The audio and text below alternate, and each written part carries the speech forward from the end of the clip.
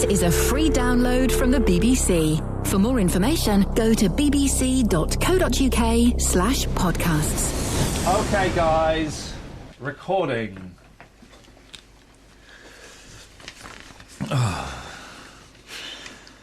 We did this just after the show on a Thursday, and I'm absolutely shattered. I'm spent. I'm a spent force. Can you not squeeze a bit more out? OK. Hello and welcome to this. This week, in true Parkinson style, I found... this week, in true Parkinson style, I found... why can't you... You say it. I answer the following questions. Why don't you do that?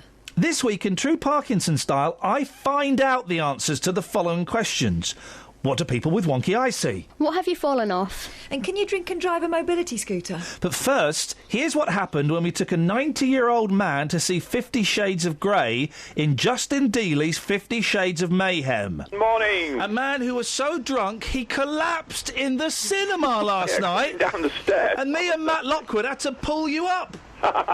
We had to pull you off the floor. And I wasn't even drunk. No, well, that's what you say, sir. With those sweets that somebody gave me. Dennis, that was Lynn who gave you some sweets. Dennis came with us to see 50 Shades of Grey. Yes. And he wouldn't shut up, would he, Catherine? It was like the director's commentary. My favourite bit was when they opened the doors to the Red Room of Pain, and I heard this voice down the line going, "It's like my garage." We were getting...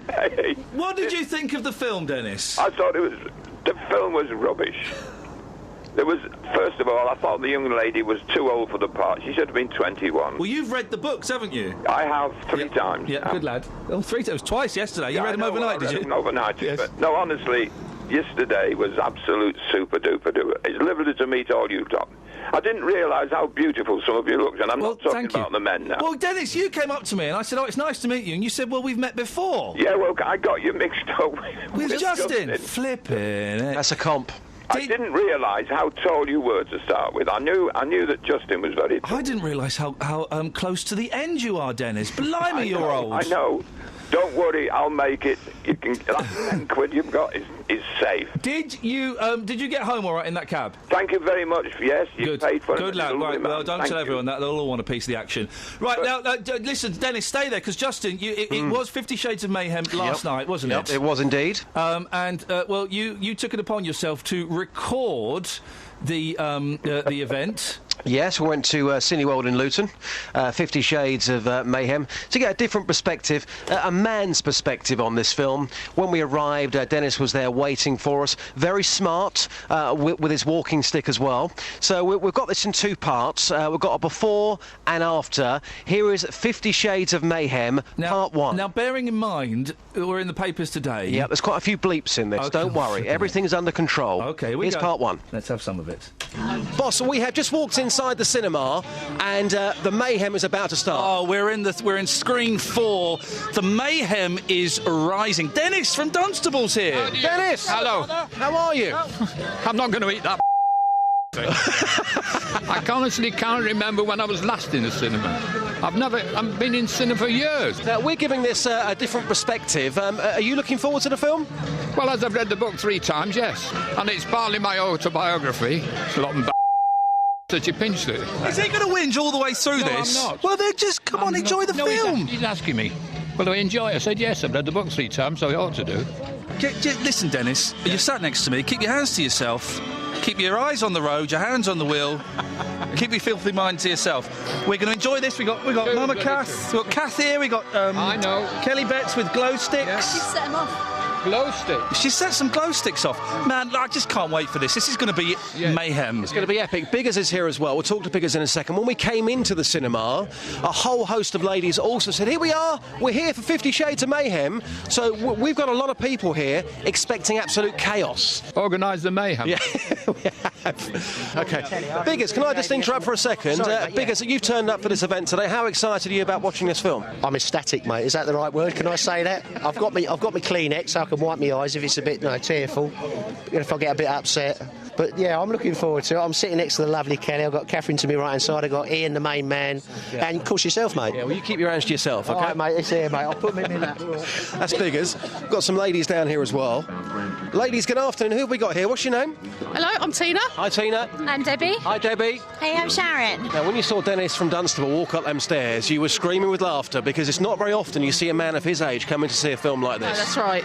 OK, well, I am actually first aid trained, so... If it all goes wrong... Mouth to mouth will be available. Ladies, enjoy the film. Take care. Thank you. Bye. We've just been through some trailers. The film's about to start. Denis, what's that in your hand? Well, it's not what you think. It's a green light. What's that between your legs? Oh, that's my stick. My stick. Are you ready for the film? I've been waiting for it for hours. Let the mayhem begin. All right, yellow card. Denis, it was an awful film. Tell Justin how rubbish it was. Well, it was all right, but as I said, having read the book, I didn't realise that young lady had been to Brazil. Ladies and gentlemen, thank you very much indeed. There's a panther on the loose in Bedfordshire. A man-eating, baby-stealing panther. Well, we don't know that. It probably is. It's all got a little bit too serious. You'll like this one, Kelly. This is from Scott. I won't claim ownership of it. I'll do it to Catherine because it'll annoy Catherine, but you'll find it funny, Kelly. Okay. Hey. Sorry. Knock, knock. Who's there? No, no, sorry, yeah. Who's there? Knock, knock. Yeah, I asked. No, OK, but let's do it again because I'm going to do this in one... I want to just do this in one go, OK? Who is it? No, mate, come on, What don't... are you looking for? I've got She's a bell. going to go out soon. Knock, knock. What? No, please. Knock, knock. Who is there? No, please do it properly. I am doing it properly. No, it's not who is there. Knock, knock. Who's there? My panther. On fire. No, do it properly, mate, Your please. panther what? No, do it properly. Why are you not doing it properly? Your panther who? No. Knock, knock. Who's there? My panther. Your panther? No, you don't say that. You say my panther who? Knock, knock. Do it properly, please, mate. You've ruined it for Kelly now. She'd have enjoyed this, and you've completely muffed it up. Knock, knock. Who's there? My panther. My panther who? My panther falling down. Help.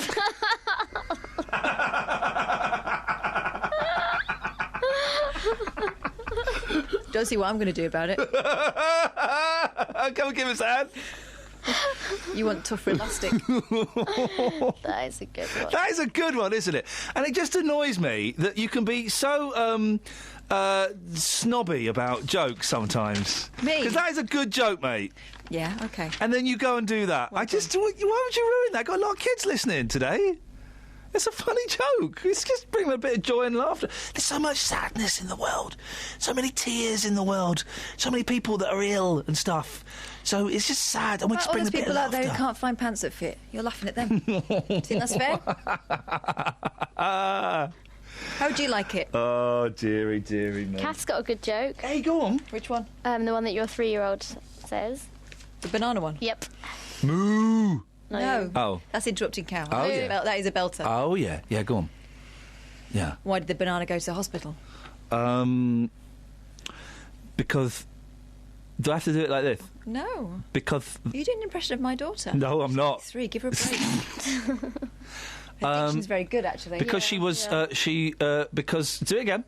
Why did the banana go to the hospital? Because it wasn't appealing very well. It wasn't appealing very well. It wasn't appealing Thanks very well. much for ruining it. Yeah, why did you ruin it, Why did you have to do that? Well, because you ruined my panther falling down. I've got one. Hey. Ask me this... Oh, I forgot. I know, ask me the secret. Ask me the secret to comedy. Any joke that involves you telling someone... Ask me, what's the secret to... Timing. Kath, ask me this... What Timing. the secret to comedy is. Oh, man alive. We should go out less often. 08459 455 555 is the telephone number if you want to give us a call. Is there anybody listening who... I could end that sentence there. Justin Dealey fell on some ice this week. So tomorrow, Justin, we're doing bands that sing songs about themselves. Yes. Hey Hey with the Monkeys. Yes, yep. One in the Middle by Manfred Mann. Mm-hmm. Ant Music by Adam Ant. Ant Music. Sorry? Did you slip on some ice? No. What's worse, it kept happening. Music. Yeah, pretty mama, gonna make love to you. So, we are talking about... I don't even remember what we're talking about, Kels. What are you laughing for? You. Why? Because you're funny. Hey, listen, can we just have a moment's silence? Because today something tragic happened to one of our key team members. Justin Dealey was reporting and he slipped on some ice, and this is what happened. Music. So, and we've not heard from him since. We've not heard from... Don't cry, Kelly. He'll be all right. He's a tough nut. I'm sad about it. We all do that noise, and it draws attention. Yeah. Music. But then also, he fell down a hole. Music. So... off he goes. Off he goes. And then also, to make things even worse, do you know what happened?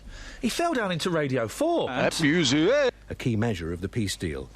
But they went on smoothly as if nothing had happened. Yeah. Oh, you got to laugh. He's such a plum, Justin Dealey, isn't he? He's a right one. What? So, hey? Oh. Says the two people who get no satisfaction whatsoever from a film full of pleasure. Need I say any you're wrong more, there. guys? Say the three people. Yeah, listen. Who's the third person? Kelly Betts. I don't think she's quite with you on this one, guys. I think that she has turned the corner. Now she's thought about it. Now she's thought about the psychology. What? She's with me. Oh, look, Kelly pretending she's on the telephone. Yeah. Hang on a second. Can we just listen to Justin Dealey falling into Radio 4 again, please? Music. We can make a significant dent on that. Sounds nasty, Justin. It was. It was a horrific fall. Music. What are you grateful for? Old people that have always been old, and lazy eyes. What do those people see? 08459 455 555. Marlene's in Dunstable. Morning, Marlene. Morning, Ian. What you got for us, my dear? I have got a lazy eye. I'm so sorry to hear that. Yeah, that's fine. Oh, is it okay? You've learnt to live with it. Yes. What do you see? I was born with it. Can you see round corners? No. I was under Moorfields, I had the drops and everything. Oh, yeah. They covered the good eye up, and after about 3 months, the sight came back in the lazy eye. Yeah. And then they'd take the patch off, and because my good eye was so strong, the lazy eye just stopped working again. So. Oh no! Yes. So 3 months of looking like Dr. Hook, and then for no use whatsoever. Yeah, no. So it didn't work. Anyway, it was never actually crooked. I never had a squint. Right. But if you have shock or trauma or anything, and I'm not going for the pity thing. My hubby died 21 years ago. Oh, bless you. And straight away, my lazy eye shot out.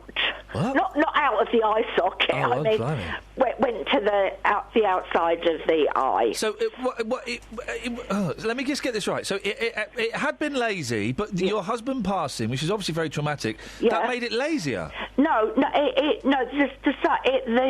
The muscle weakened even more, and it went to the outside. And I volunteer up the Downs, up the Gateway Centre that I love doing. Yeah. Sorry, a big hint. And I was talking to a little girl because I can talk a lot. Oh, well, yes, we've noticed that, Marlene. And I was talking to this little girl, and she didn't answer me, and the mum said, will you speak to that lady? I said, it's all right, my love, she's looking at my wonky eye. She didn't realise I was looking at her. Do you get... Because there is that thing, I'm glad you brought that up. I didn't want to, but you have that thing of... Is she talking to me or you? I know, yeah. And when I... You could make it easier for us by pointing to the person you're talking to. That just makes it... I was going to America and had to change my passport. Well, with my glasses, it's not quite so noticeable, but you can't wear glasses in a passport. Can't you? Not on a passport. No face furniture allowed. But what if you wear glasses? You're not allowed. You're not even allowed to have your fringe down, are you, Marlene? No. Really? No. And when the passport, when I'd had my passport photograph taken, yes. I don't realise, but when I'm looking straight on, I'm not actually looking straight on because... No, you're looking backwards. No, I'm going with my good eye, so my head is slightly turned. So it didn't look as if I was looking straight at the camera. So I said to the girl at the post office, I'm really worried about this. She's... Do you know, Ian, I've never run your programme before, but I find you quite amusing. Likewise. No, I had to write a description of why I'm not looking straight at the camera. Is he all right, Catherine? He's just having a moment, Marlene. Oh, Marlene, you've made me laugh. And did they exit? Because they are very, very strict with the passport photos. Yeah, no, because I'd put a description of why it looked as if I wasn't looking straight at the camera. They accepted it. Bless you. Marlene, you're that's such a wonderful first call. Do call again, won't you? Oh, bless you, thank you. I tell you what, though, the only worry was, like, my son has got a slight lazy eye, and I said, please get the grandchildren checked, and luckily enough, they haven't inherited it. They can do things with... Because I remember there was a kid at my school who wore glasses. He had special glasses. But they can do things... Catherine, they pop the eye out, don't they? My brother-in-law had it done when he was a kid. They started out with a patch, that didn't work, and they did the thing, I believe, if I'm thinking the right person, popped his eye out, tightened the muscle up or something, then put it back in. I'm 70, so, I mean, you know, if they didn't do that in them days... But I did go to the hospital because I had a bit of a problem. And the guy, I was about 65, and the consultant said, Mrs. Thomas, we can actually straighten that eye for you. And I said, hang on a minute, at my age, I'm used to it. But when I spoke to the optician about it, she said a friend of hers had had that done, and it had given him double vision. Oh, blood. Oh, no. You don't want that. You've managed for this long. Yes. Stick with the wonky eye, Marlene, I think. I do. I'm proud of my wonky eye. Good for you. I wear it with pride. Good for you, Marlene. Thank you very much indeed. You going to contribute anything to this, Catherine? Yeah. Go on, then. Here's Dennis telling the same story Here's Denis telling us the same... Oh, let me do it. Here's Denis telling us the same story twice. Good morning. Good morning, Denis. I read a little bit about that in the Mail yesterday. About the what? Oh, yeah. There's no way on God's earth that they could say you were a racist. Well... No, I totally disagree with them. Well, they didn't say it, did they? They just had a little... I know they dig, but they're looking for something. They're looking for something to have a pop at. I object to them digging at him. I don't mind digging at him, but I don't want anybody else. I bought 3 copies of the Mail yesterday. They'll all get used one way or another. Well, it's you're in the dustbin at the moment, anyway. Yes. Anyway, horses. Yeah. I've got the perfect solution to these horses. Yeah. Buy one of my rocking horses. They never run away. They don't need feeding. They don't make a mess in the back bedroom. No, I think the problem with rocking horses is all the shavings they leave behind. Well, that's right. I put some on the disc and sold it to somebody. Said it was because he said it was what did he say? I don't know, Denis. It was as rare as rocking horse. Yeah, OK, thank you very much indeed, Denis. Lisa's on the line. What? Hello, good morning. What's wrong, Kels? I'm unhappy with Denis's call. Why? That's not what he rang in about. Denis? Yes? Hang on, Lisa.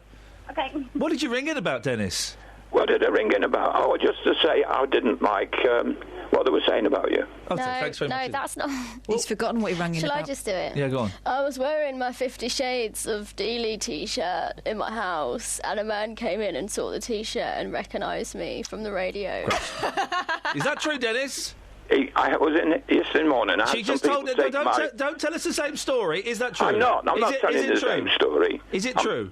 No. Yes. It's true. They were engineers were in yesterday taking my stair lift away. You're telling us the same story? No, and he comes from Northampton. Did he recognise your T-shirt? He recognised, and then he said, you're that one who talks to iainlee. Apparently he listens to this on the way in. So it is the same story? So if Stairlift Man's listening, big up yourself. Yes, big up yourself, yes. We've made Lisa wait for this, Denis. Yes. Would you like to apologise to Lisa? What for? For wasting her time. I'm sorry, Lisa. Am I wasting your time? No, make me giggle. I made you giggle? Why? Yes. You just do. I think well, if you give me your address, I'll send you a little disc with some rocking horse manure on it. Oh, lovely, thank you. Bye, Denis. Bye-bye. Now, Tasha keeps ringing, and then we put her on, and she keeps falling off the line. Is it Tasha? Yeah, and she's having a really bad week. Oh, is it? Tasha, no, Tasha with the little boys, the singers. Oh, that Tasha. Oh, what's her beef? She's having an awful week. There's one thing after another is happening, really bad luck. And she wanted us to play The Littlest Hobo. Oh, mate, we've played it already. I said, bad luck continues. Already played it, but maybe there's something else we could play that would have the same effect. Yeah.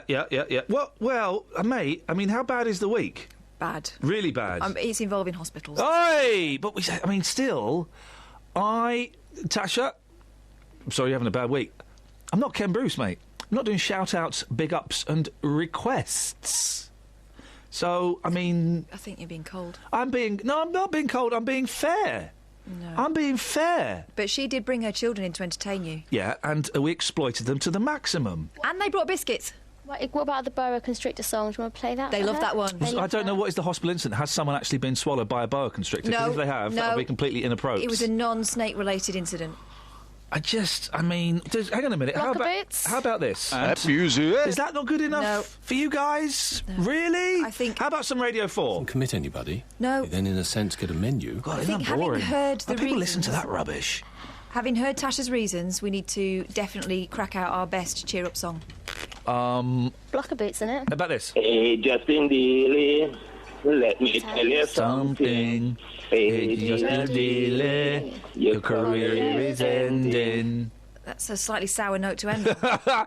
Yeah, but after today, it's a prediction. Carl Malcolm there, through a haze of smoke, made an accurate prediction. His Dealey, his career is ending. Don't come on my show and diss the monkeys. I will withstand any abuse. You say what you want about my family. Don't diss the monkeys. Not when we're coming up to the anniversary of Davy. Who dissed the monkeys? You two and Dealey. I didn't diss the monkeys. Mate! No. Don't go there. You misunderstood. You don't go there. I will consider Tasha's request. Considered dismissed. Oh, no, come on. Considered dismissed. You are cold. Considered dismissed. What can we sing her, Kath? Yeah, why don't you sing a song, Kath? Hey, tell you what, Kath, you love Tasha so much, you're not going to marry her because she's got kids and you don't want the responsibility of taking them on. How do you know that? Because I just can tell. I like her kids. Yeah, I know. We get on well. I like 2 of her kids. I'm not saying which ones. Why don't you sing her a song? Because I'm trying to make her feel better. Over to you, Mama Kath. What about Hey We're Wow? Yeah, go on, sing Hey We're Wow. No, wow is not appropriate for this. Sing Hey We're Wow, you want to cheer her up. It's involved a hospital. It's involved a hospital. So wow is not appropriate. Cheer her up. It's Tasha time.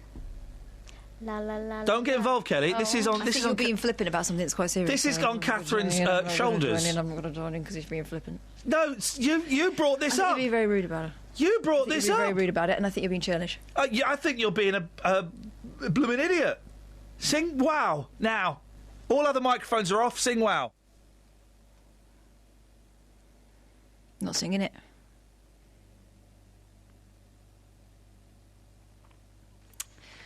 Might just send an email.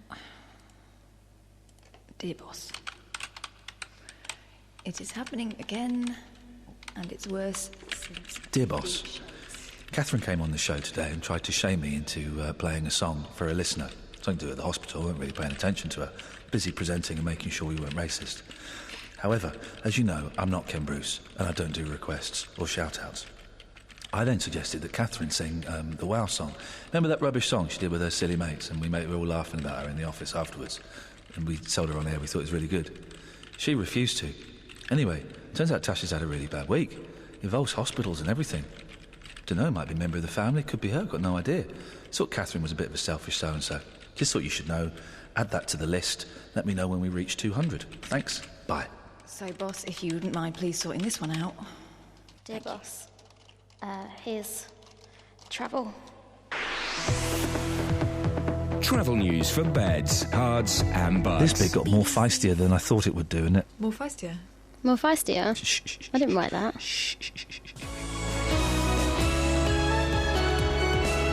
Look at the shirt. Thanks. Look at the shirt. Thank you. You couldn't wear that on TV, could you?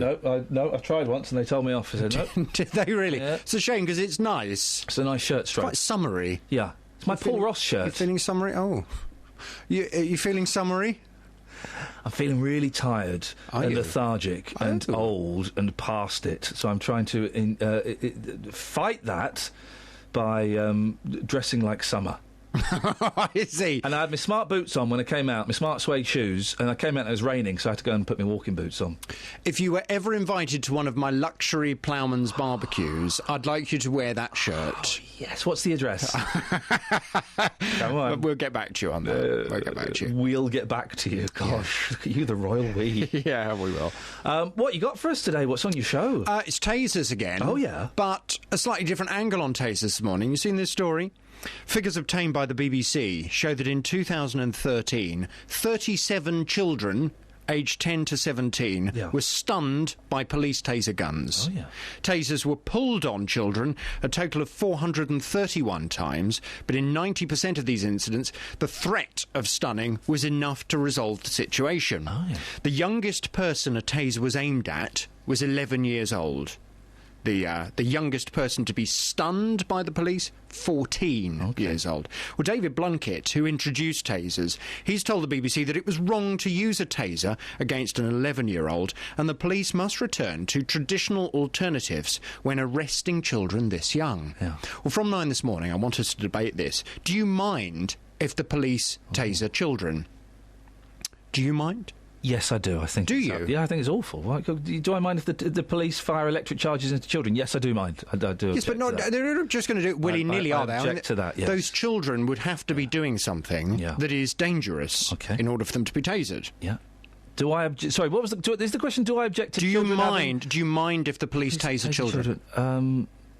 Yeah, I do. I think it's outrageous. Yeah. Okay, so let me give you a scenario. Okay, let's go. Okay, let's play this game. Let's play the game. 13-year-old kid. Yeah. He's been doing drugs. Yeah.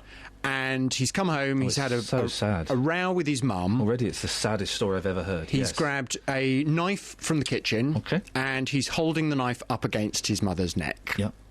The police arrive at the house. Yep. He's got the knife against his mother's neck. Yep. Is that a reason to taser him? No, of course not. What? No, of course not. He's a child. Well, is that what's happened in these instances? You don't know. Well, these are... Is that what's happened in these instances? I tell you what I do know. Yeah. The police, when they taser someone, the amount of paperwork they have to fill in is huge. Yeah. So they don't taser someone unless there is a valid reason to It's like they're carrying a piece of wood and they think it's a samurai sword. That kind of stuff. Yeah, a genuine threat that they perceive at the time. Yeah, okay. Yes. Or a blind man with a stick. Well, it's a very isolated case. But generally, when you look at how many lives the taser has saved... How many has it saved? It's huge numbers. Well, how many has it saved? If you look at... Well, hang on, you've just... Come on, Natalie Bennett. No, but hang on a minute. I don't have to give you figures because you only have to use your common sense. Well, no, but you've just said... If you have a violent person out on the streets, which we have all the time... Yes. If the police are... We don't have all the time. Well, we do. It's a little bit of terror. You said when you look at the numbers of lives it saved, well, then what are the numbers? But you don't know, so well, you can't find use that out if you want those figures. We can get those figures. Find the number of lives that have been saved. I still don't think you can't raise a taser to an 11-year-old child. Why not? Because it's a kid, and what does that show us about how fundamentally flawed about our society? So what about if that kid is being dangerous? What about if that kid is walking through Luton Mall with a samurai sword? Oh, now you're being silly. No, I'm not being silly. There was a case of a 13-year-old doing just that. Well, you're not going to taser an 11-year-old. Was the 11-year-old... You don't know... The thing is with these... The 11-year-old... You don't know what was going on. The 11-year-old wasn't tasered, but the taser was drawn on the 11. The youngest person to be tasered was 14. Yeah, there is something fundamentally wrong with our entire system if the police are pointing dangerous weapons at 11-year-old children. I think it's outrageous. I don't agree at all. I know you don't agree. I don't agree. In fact, I don't care if the police are tasering anybody, no matter what age they are. If that person is being dangerous and is posing a threat to other people in society, I don't care if the police taser them. Gosh, dogs have been tasered for goodness' sake. I couldn't give a stuff about dogs. But you could give a stuff against a 13-year-old, perhaps threatening his mother's life. What, more than a dog? Yeah, of course. No, but you're saying that 13-year-old shouldn't be tasered, even if it's going to save his mother's life. Well, no, there are other ways to deal with these situations. How? Well, I don't know. Maybe talking to them, or then maybe distracting him. What if by the time you've talked to him, he's cut his mother's throat? Oh, Jonathan! But the thing is, you're making that scenario up. That's not. You don't have evidence. Those are the kinds of things that can happen. Yeah. And actually, I have got evidence. There's a video that I used when I did my taser special of exactly that scenario. A 13-year-old chopping his mother's head off. He was 16. Well, then that's slightly different. But this is included in the figures. 16 is different to 13, significantly. Why is it different to 13 if the act is still the same? Well, no, because at 13, you cannot raise weapons towards children. Even if that weapon is going to be used either against the child themselves or against a member of their family? Yes. Well, I just don't agree. I know you don't agree. I don't agree. I know you don't agree, and that's because fine. if you if the police come in, they have a split second to make that decision. They haven't got time to sit there and think, oh, shall we have a chat about it and let's see if we can talk this chap out of cutting his mother's throat. If the taser doesn't work, then we should probably shoot the kid, shouldn't we? No, because there's a big difference between a taser and a gun. If the taser doesn't work, for whatever reason, that child still poses a threat. Let's get the gun out and put a bullet in his head. But then that would kill the child. A taser's not going to kill the child, is it? No, but you cannot. It's just a fundamental flaw with our entire system if we are raising weapons like that to 11-year-old children. Kids. 11-year-olds are kids, Jonathan. They're kids. Some of them don't behave like kids. Some of them behave like vicious little I know. adults. Well, then we shouldn't punish them with the threat of 50,000 volts through them. It's all well and good to sit in a radio studio and to say, oh, well, there are different ways of dealing with it. When you're the police, when you're being called to deal with these people there and then... Oh, come on. If the police can't deal with an 11-year-old, apart from shining a red dot on their chest, then the police... I've got no time for them. That is outrageous. But do you think the police want to taser 11-year-olds? I suspect some of them might want to, yes. Most police officers, they like you, they're parents, they've got children. They're not going to walk around willy-nilly tasering people, are they? Well, there's a reason for it. Not every time there's not. Well, from 9 this morning, we're going to see... who you agree with. Well, they'll all agree with you, of course they will. No, not necessarily. Well. I'll get it in the neck. Yeah. I don't care. 08459 455 555. Do you mind if the police taser children? Here's the sort of call you can expect on a show that has a standard as high as ours. Has a standard as high as ours, or has standards as high as ours? I think the latter. I think the correction I made is correct. Go on then, say it properly. Here's the sort of call you can expect on a show that has standards as high as ours. When I was about 22, I got done for being drunk in charge of a wheelchair. Oh, ladies and gentlemen, have you ever been drunk in charge of a vehicle that isn't a car or a motorbike? What happened? Well, actually, I wasn't in the wheelchair. I was pushing it along for someone who was disabled, and I took them down to the pub. We both got drunk, and they took him in the back of the car back to his place where he was staying, and I got taken down to the police station and spent the night in the cell. Hang on, because you were pushing the wheelchair? Yeah, I was in charge of it. Well, what? No. There's got to be more to it than you just pushing a wheelchair while you were drunk. What were you doing, Danny? Okay, I mean, we might have been in the road, weaving around a little bit, but... Were you doing popping wheelies and stuff? I can't remember everything, but yeah. Wow, you were drunk. My favourite thing when I push my mum in a wheelchair is when we're going downhill, is I let go and start walking beside her. And she goes, well, who's pushing the wheelchair? Oh, blimey! It terrifies her. Danny, thank you very much. If a child gets run over, it's because they haven't been hit by their parents. That's what Brian Gregory from the Alliance of British Drivers actually believes. I mean, the main danger with road accidents isn't speed, it's inattention. 95% of road accidents are not precipitated by excessive speed. So what you want is to get drivers to pay attention, and then they'll adjust their speed accordingly. That's, of course, assuming that the speed limit's been set sensibly. Well, yeah, and we can have this argument about whether speed limits are sensible and stuff, but they are there. We do have to obey them. Trust me, boy, have I found out the hard way we have to obey them. Yeah, but we should be lobbying for them to be set in a scientific and rigorous manner, not in an arbitrary way that criminalises a large proportion of road users. Well, I suppose that's one argument, Brian, but a dummy... No, that's the central argument, because if you want the roads to be safest, that's what you've got to do. OK, but in this section where there is a dummy dressed up as a copper, no one could argue with that, could they? Well, in that location, it sounds like the sight lines are good, so you can see him from a fair distance. But if, for example, that was plonked on the apex of a bend on the blind side, then that could certainly cause somebody to slam the brakes on mid-bend and lose control of the car. Well, well-documented accidents of those sort of things happening with... Well, someone's going too fast then, aren't they? Mobile enforcement. If someone's sorts of other road users. Yeah. If someone's going too fast, because you should be able to stop the vehicle... Well, they may be going too fast according to what's on an arbitrary piece of tin, but they could probably go safely around a bend if they hadn't slammed the brakes on. Well, they should. If you can't control the vehicle when you slam the brakes on, you should... control the vehicle, but when you're being exposed to dangerous things like that, supposing if somebody runs in front of the car, you should always be able to slam the brakes on and remain in control of the vehicle. Not when you're turning a car. It's very difficult to do that unless you are a Class 1 police driver or even better. Well, no, that means you're going too fast. Why is somebody running across the middle of a road in an area where the visibility is poor? Well, I don't know. They're likely to get hit by a vehicle. Children... Whatever speed it's doing. Brian, children sometimes run in the middle of the road, don't they? And they should be taught that they shouldn't do that. They are, Brian. Listen, we've allowed vulnerable road users to do things like this. Listen...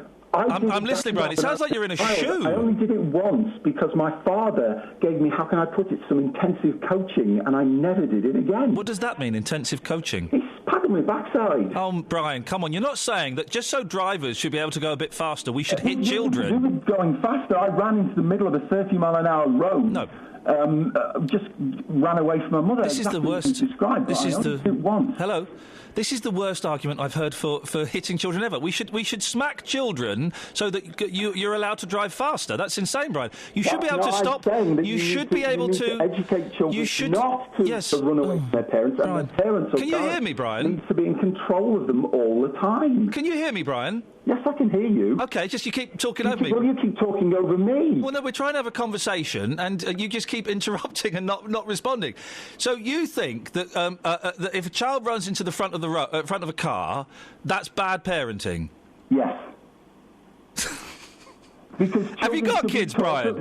Children should be taught. Have you got kids, Brian? Listen, you're interrupting me. You won't let me get my point in. You've got your point in. Children should be taught that roads are dangerous places. Have you got kids, Brian? Unless they can see it's safe to cross. Have you got and kids? If they're not old enough to make that decision, they need somebody with them who is. Have you got kids, Brian? I have 2 children who are now grown up. Yeah, because sometimes kids just do things spontaneously because they're kids. Surely you should be able to explain to them the dangers of doing that. Brian, surely you should be able to stop the vehicle as quickly as possible without causing danger. That's what the emergency stop is for in the driving test, isn't it? Absolutely. Yeah. So if you stop the vehicle or slow the vehicle down quickly and you can't control the vehicle, well then that's bad driving. That's not a kid's fault. But if you put a hazard in the middle of a bend, you're likely to cause that. OK. Well, some hazards spontaneously appear, don't they? Well, absolutely. And if you're driving too fast to stop, then that's bad driving? No. Sometimes there's nothing you can do. But you need to teach children because they are going to become the adults of the future. Right, yeah, responsibly on roads. Hopefully they will. What about a cow? Well, obviously animals are different, but if you've got an animal, then you should keep it kept within the bounds of garden or whatever. All right, Brian. And I have had that experience. I've had a dog run into the side of my car. Okay. There was no way I could avoid it. It caved my door in. Yeah, OK, Brian. Thank you very much indeed. Brian Gregory from the Alliance of British Drivers. They're calling from what sounds like the boot of his car. I don't know what's going on. Hey, we're starting a new feature. We're calling it Caller of the Month. Da, da, da, da. And this month, Caller of the Month is Ashley. Ashley, you win our respect and a salute from every one of us here. Salute. Let's hear what made Ashley Caller of the Month. Right, well, I used to work for mobility companies. Oh. Yeah, and you saying about it's not always disabled people that use them. Here we go. That is pretty true. Because when you're disabled, you get tax relief, and I used to obviously sell them, and the amount of people that come in and would pay full price because they're not technically disabled. So why were they? What kind of people were buying them then? Most of the time, it was like you're saying, either larger people or lazy people. And did they? I mean, did you ever question them? Obviously, you're selling them, you want to make the deal, and that's fine. But did you ever say, "Can I ask, what you're doing this for?"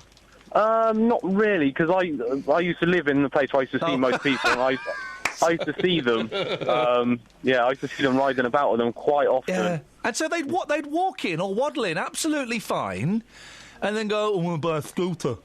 Yeah, and most of them wanted the biggest, most powerful ones, just so they can, fly about all over the place. Hey, listen, now be honest. You don't work there anymore, do you, Ashley?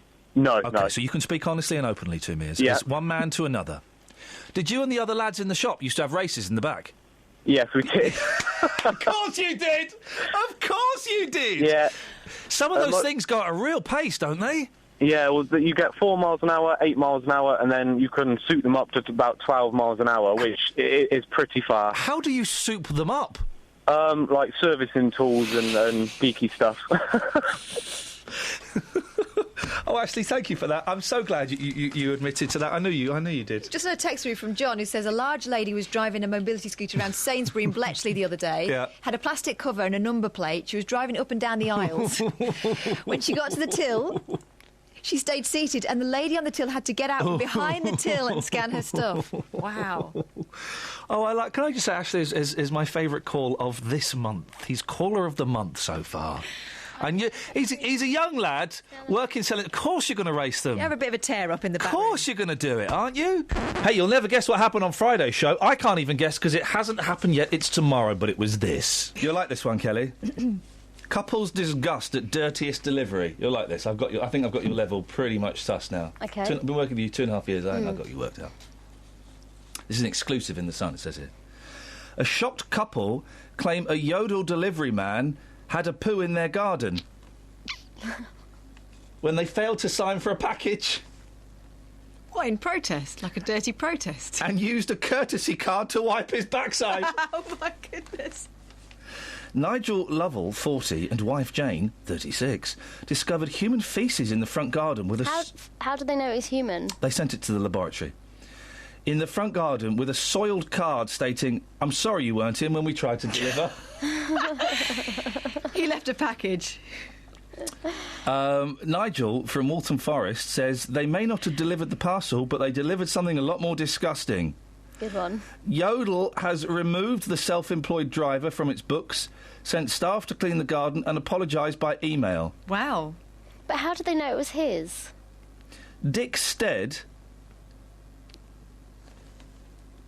Is that his name? Yeah, executive chairman of Yodel said, "We are absolutely disgusted by this incident. This is an unacceptable and isolated incident. If any more drivers take a dump in someone's garden, I'm going to pick it up and shove it in their mouths." No, you know. I made the last bit up, but really. Wow. Disgusting. Here we go. Has anyone ever been to the toilet in your garden? I'll tell you why. Years ago when I did another breakfast show, blimey, I don't know, like 13 years ago, I used to get cabs for that one, and the cab driver would come and pick me up at 3:30 every morning, right? And I would open the door, and I saw this cab driver standing in my garden behind a bush. And I thought, that's weird. And he got into the car, then I got into the car. My friend was in the car, who was being picked up before, and he went, "He just had a wee in your garden." So you dirty! My dad did... He weed in my garden? Keeps the foxes out. My dad did a number 2 in our garden once. What? He couldn't quite make it. Flipping heck. The loo. Gosh. OK, well, has anyone, yourself included... You asked, by the way. You can't look at me like that when you've asked me the question. Well, no, I can still look at you with disgust. OK. My boys love weeing in the garden. They love it. I've caught them before. "Daddy, I need a wee." "Go on then, off you go." And then they go out to the garden. "What are you going to go in the garden for, toilet? Now." I told you once, my eldest, when he was 4, we caught... one Sunday morning, about 7 o'clock, there was a banging on the front door. I thought, I'm not going to get that. And then a voice going, "Help! Daddy, help!" And I opened the door, and there's my eldest out there completely naked. I said, "What are you doing?" I went for a wee. "Oh, you little, they must think we're so common." They'd be right. Ever done a wee or a number 2 in your garden, or someone done that? 08459 455 555 is the telephone number. And, oh, look, the phones have lit up.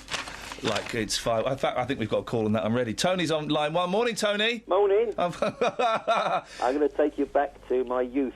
I don't know if I want to go back to your youth, Tone. Well, she's only following what Kelly said. OK. Oh, thanks, dear. Kelly. You set the tone. In 1963, when I was 16, it was one of the worst winters we had, snow winters. Yes. And I was a paper boy. And I got urgent.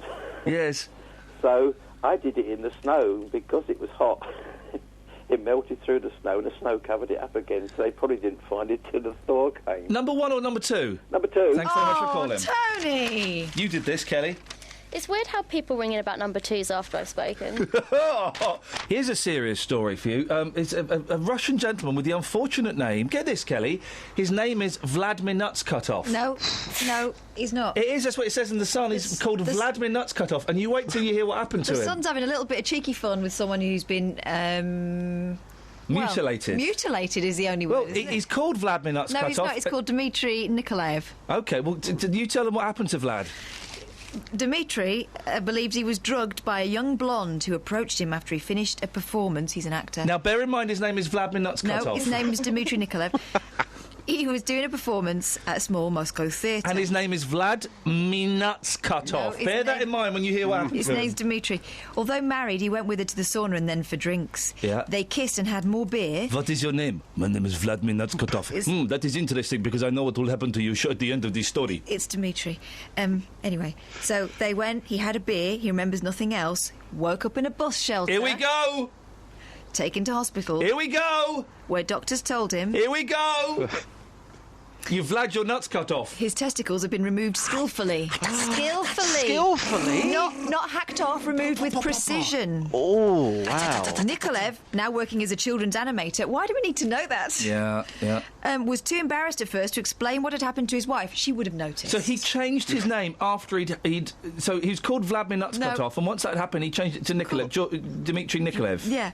Police believe he was targeted by a gang that sells human organs. You can't stick those back on, can you? No, you can't. But you deep fry those. They are delicious. Yeah. Like an awful lot of trouble to go to. Oh, you batter those bad boys in the right context, obviously. Otherwise, put me right off Scotch eggs. Why aren't you in school, Hannah? It's not school time yet. What time does school start? 9 o'clock. 9 o'clock? Yes. School should start at 7 o'clock. No! Yes, totally. OK, then why aren't you polishing your shoes? Because I'm phoning you. Oh, don't cheat me, young lady. Don't get on the wrong side of me, Hannah in Stukely, age 9. What have you called in for, Hannah? I wrote to the Queen, and I also got a reply from one of her ladies in waiting. Oh, blimey, really? What did you write to the Queen? If you'd be my pen pal. That's the coolest thing ever. Why would you want the Queen as a pen pal? I bet she's quite boring. No, she isn't. What did she do that's interesting? Prince George. She didn't do... That was Kate that did Prince George. She's the grandmother. She's the grandmother, yeah, but grandmothers... Well, OK, so you wanted to be... is it just because you kind of... you're what, but 7, 8 years older than Prince George, and you're thinking maybe in about 20 years' time that you might have a shoe in there with him? Yes. There we go, Hannah! I like the way you're working. So you wrote to the Queen... This is brilliant. You wrote to the Queen... Yes. Asking her to be your pen pal. She didn't write back. The lady in waiting did. What did she say? Is she up for it? Oh. No. Did she blow you out? Yes. Oh, man. How did that make you feel, Hannah? I'm happy because I got a reply. Yeah. But a little bit sad. Yeah. Keep that letter. Make sure you... Because I got letters, not from the Queen or from a lady in waiting, but I got letters like that when I was your age, and I chucked them away. Keep that, because that's a brilliant thing to have.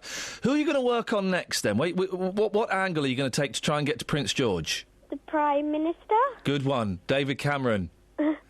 Maybe wait until after May, because it may or may not be him, and you don't want to waste any letters. But why is it just the royal family that you're interested in? You just want to make headway with Prince George, is it? Yes. OK, well, Hannah, thank you. I wish you the very, very best of luck. Try Kate or try Auntie Pippa. Who's she? Exactly. Pippa is the baby's auntie, Kate's sister.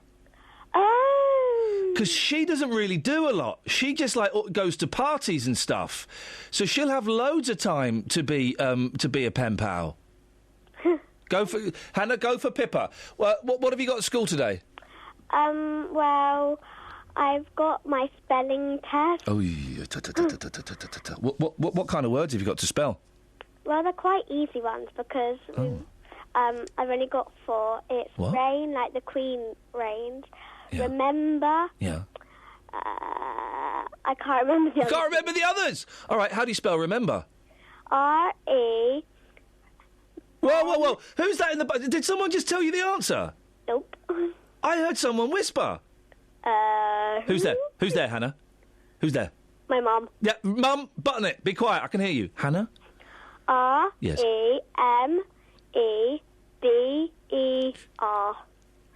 I know you missed out a letter. I'm going to let you try it again. I'm going to pretend I didn't hear that. This is good practice for this test today. Do it nice and slowly. Mum, be quiet. Do it nice and slowly, Hannah. Right,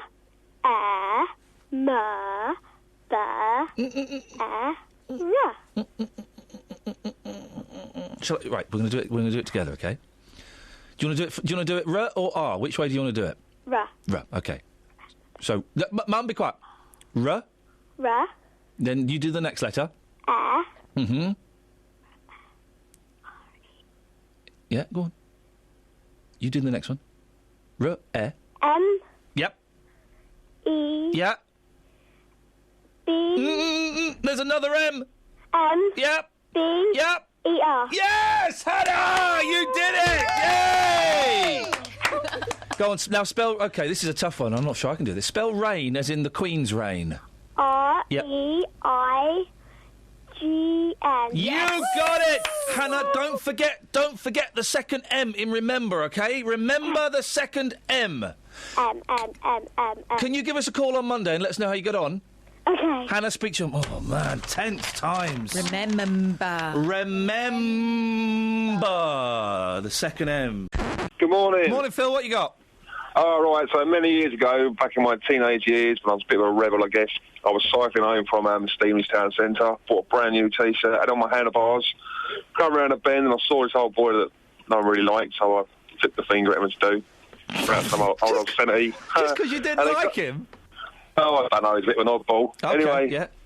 Got around a bend, and then the wind's gusted into the bag on the handlebars. Yeah. Went straight into the front wheel, locked up, flew over, headbutted the curb, shattered my jaw, and then the guy that I'd just sworn at picked me up and took me home, and then we stayed good mates until he passed away.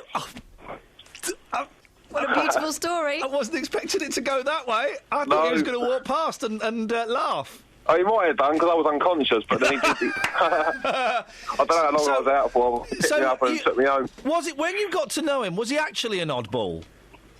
I don't know. Well, yeah, he was a bit weird. He was the sort we all like. He always wore them trousers with 3/4 length, but then his socks pulled up to his knees sort of thingy, and he just walked around with his nose in. Well, Phil, what a delightful. I think that was. Send that story to Disney. It's your grandma, Ian. Huh? Your grandma. She's dead, I'm afraid. Oh, is she? Oh, I'm sorry to hear that. That's all right. Don't know nothing. Can't do nothing. Yeah. If you don't know nothing, you must know something. I don't know nothing. If you can't do nothing, you must be able to do something. I can do things. You can do nothing. I can do things. I just don't know nothing. Well, you do know something then. No, I don't know nothing. Yes, you do. No, I don't. You know something. If you don't, it's a double negative. No.